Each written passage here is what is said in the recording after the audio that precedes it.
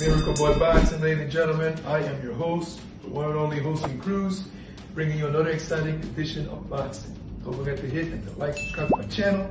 It's always greatly appreciated. Stay tuned. Miracle Boy Boxing, ladies and gentlemen. I am your host, Hosting Cruz, and San Antonio, Texas. Please stand up as Jesse Bam Rodriguez, 22-0, 15 knockouts, has secured another sensational performance, sensational victory over former world champion Phumelele Cafu, who came into the fight 8-11-0 through 3 draws and 8 knockouts. Phumelele Cafu was a very good fighter coming in, and even after this fight still is. Good power, nice long reach. Excellent boxer puncher who was coming off his tremendous win over Kosai Tanaka, taking away his WBO title in the process in Japan. And this fight was set up, and on paper it was a tremendous fight on paper and in action. Now, it wasn't an all-action war or brutal war. It was a good fight. Both guys had their moments. Cafu was landing some good counter shots, some good counter right hands. He had his moments, but Jesse Bam Rodriguez outgunned him, outclassed him, outskilled him, everything. Jesse Bam Rodriguez is one of the most complete fighters you'll find in boxing today. Footwork, good power, ring IQ, defense, offense.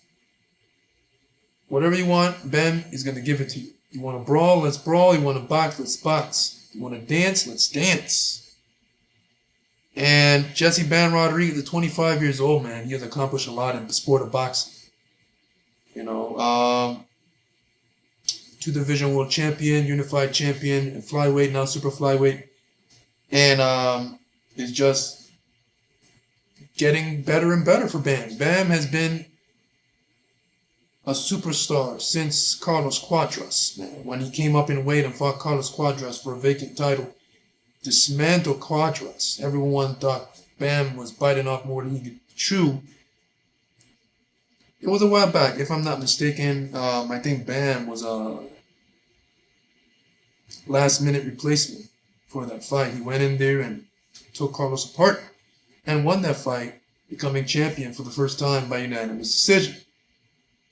He then took on Circus Surumvisai, who is known for beating Chocolatito twice and knocking him out in the second fight. Was sort of like a boogeyman because he also beat Juan Francisco Estrada. And Visai was tough, durable, punching power in both hands. So he was a threat in the weight class. But Bam, when Bam fought him, Bam just took him apart and destroyed him. Now you want to see that Juan Visai may have suffered from the tough fights to Roman, Chocolatito, Gonzalez, and Estrada. You know, he must have been a bit faded, but Bam did his thing, man. He made it. He gave Visai the worst beating of his career. Even stopped him. Sonny Edwards, competitive fight until the stoppage. Sonny Edwards, who was world class, former world champion. And you got Juan Francisco Estrada also that Bam has defeated, a future Hall of Famer, one of the greatest Mexican fighters of all time. And Juan Francisco Estrada, Bam, it was a good fight until Bam was able to drop him and stop him. Pedro Guevara, tough Mexican fighter, Bam put him on his back, stopped him in 3 rounds. So, ladies and gentlemen, at 25 years old, Jesse Bam Rodriguez is not only San Antonio's greatest fighter ever, but he is one of the greatest fighters in a smaller weight class. At the smaller weight class I've seen in quite some time, man. Bam is only 25 years old, and he already has a Hall of Fame resume. You know, the last time a fighter, in my opinion, that accomplished so much in the early 20s was the late, great Mexican legend, Salvador Sanchez, who prematurely passed away in 1983 Haha, 2000, right? I wish Salvador Sanchez lived much more than what he did. Because at 23 years old, Salvador Sanchez already had a Hall of Fame worthy resume. That's why he's in the Hall of Fame already. So at 23, Salvador was, he had a legendary career, and that's crazy. He was only 23. Imagine what he could have accomplished if he was alive. So what I'm saying is Jesse Bam Rodriguez being 25 years old, just 2 years older than Salvador, he has a legendary career already.